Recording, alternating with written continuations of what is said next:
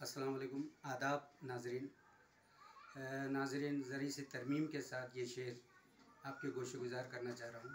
न समझोगे तो मिट जाओगे ऐ हुमनाबाद वालो, न समझोगे तो मिट जाओगे ऐ हुमनाबाद वालो, तुम्हारी दास्तान तक न मिलेगी दास्तानों में।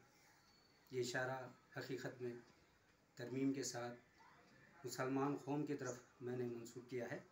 तो जैसे कि जो सोचा जा रहा था, जो समझा जा रहा था, जो माना जा रहा था, वैसा नहीं हो सका और मुसलमान कौम दो टुकड़ों में बट के रही। जी हाँ, मैं इसी सियासी हालत हज़रा पर तबसरा करना चाह रहा हूँ। 2023 असम्बली इलेक्शन के ताल्लुक़ से मेरी बात हो रही है। तो सोचा था, बहुत अच्छा समझा था। कई लोग कह रहे थे, अहले इल्म दानिश्वर जो यहाँ पर रहते हैं, कोई कमी नहीं है हमारे इस हुमनाबाद और चुड़गुप्पा के सरजमीन में। बड़े बड़े उदबा, शोरा, उलमा, फुजला, कई बुजुर्गान दीन यहाँ पे आराम फरमा है। तो ऐसे दानिश्वरों की सरजमीन में बहुत गलत फ़ैसला किया गया और दो टुकड़ों में बट करके मुसलमान कौम रह गई।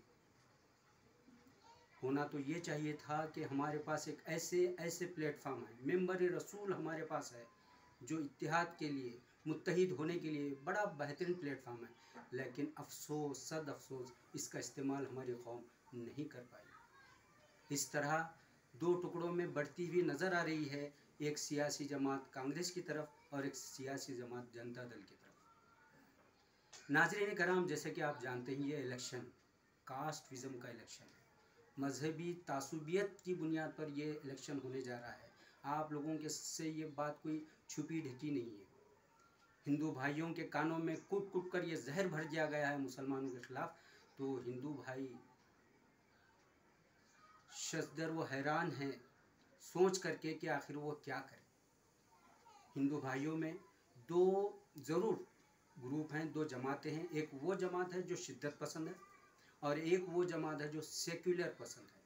ज़ाहिरी बात है, जो शिद्दत पसंद है उन्हें ऑफ़र दिया गया है कि आप अगर हमें वोट डालेंगे तो हिंदू राष्ट्र हम बनाएंगे। ज़ाहिर बात है, वो उसी पार्टी को वोट डालेंगे। और जो सेक्युलर हिंदू है, वो हिंदू ज़ाहिरी बात है कि वो कांग्रेस को डालेगा। क्यों डालेगा कांग्रेस को? इसलिए कि एक तो वो सेक्युलर जमात है, दूसरा उसने इस बार बड़े बड़े ऑफ़र रखे हैं। जैसे कि आपको भी मालूम, घर बैठी खातून के लिए 2000 रुपये, डिप्लोमा करे लड़के को 1500 रुपये, इसी तरह ग्रेजुएशन करे वाले को 3000 रुपये, और इसी तरह 200 यूनिट लाइट के बिल की उन्होंने यहाँ पे ऑफ़र रखा है, 200 यूनिट। और इसके अलावा आप देखेंगे कि ख़वातीन के लिए बस भी फ्री रखी गई है। इसके अलावा और भी बहुत सारे हैं जो ऑफ़र्स कांग्रेस आई ने रखा है। तो इस ऑफ़र को लेकर के हिंदू भाई जो सेकुलर मेंटालिटी के हैं उसको डालेंगे। अब सवाल ये पैदा होता है कि जनता दल को कौन डालेगा? क्या ऑफ़र है जनता दल के पास? एक तो नए पर्सन है। चलिए थोड़ी देर के लिए कई हमारे मुस्लिम भाई हैं जज्बाती भाषण दे रहे हैं, जज्बाती बातें कर रहे हैं कि हमारी नुमाइंदगी होना चाहिए, हमारे भाई को हम जिताएंगे। अरे मेरे भाई, मेरे दोस्त, मेरे अजीज़, इस बात को आप गौर से पहले समझिए, पहले पेपर पर कैलकुलेशन कीजिए। चलिए 70,000 71,000 मुस्लिम के वोटर्स हैं, अगर ये तमाम के तमाम भी डालें, वो बताइए कि ये कैंडिडेट जीत सकता है? अगर ऐसी बात है तो सबको डालना चाहिए। मैं कहूँगा सबको जनता दल मुस्लिम लीडर को जिताना चाहिए। लेकिन दूर दूर तक मेरे भाई इसकी कोई उम्मीद नहीं। सबसे पहले 70,000 पूरे के पूरे मुस्लिम वोट एक जगह नहीं पड़ेंगे, एक पार्टी को नहीं पड़ेंगे। अच्छा, पढ़ेंगे भी तो आप सोचिए कि पूरी 100% पोलिंग होने के चांसेस हैं, ये भी नहीं हो सकता।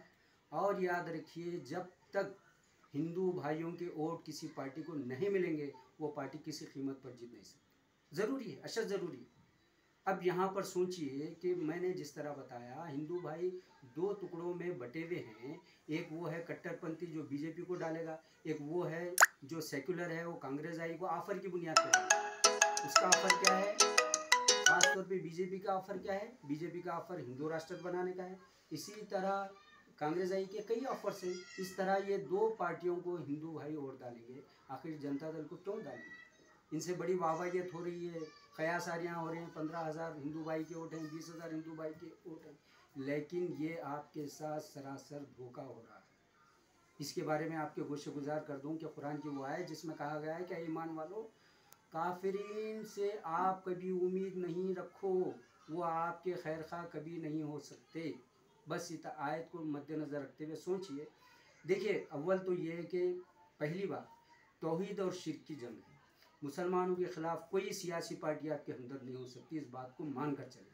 लेकिन अब वक्त का तकाजा ये है कि बुरों में जो कम बुरा है उसको हमको अहमियत देना चाहिए। वैसे मेरा कोई सियासी पार्टी से कोई दूर दूर तक ताल्लुक़ नहीं। मैं तो एक दर्स व तदरीस से जुड़े हुआ बीदर यूनिवर्सिटी में एज ए गेस्ट फैकल्टी की हैसियत से मैं अपनी खिदमत अंजाम दे रहा हूँ। सिर्फ कौम की भलाई के लिए, कौम को सही मशवरा देने के लिए मैंने ये वीडियो बनाई है।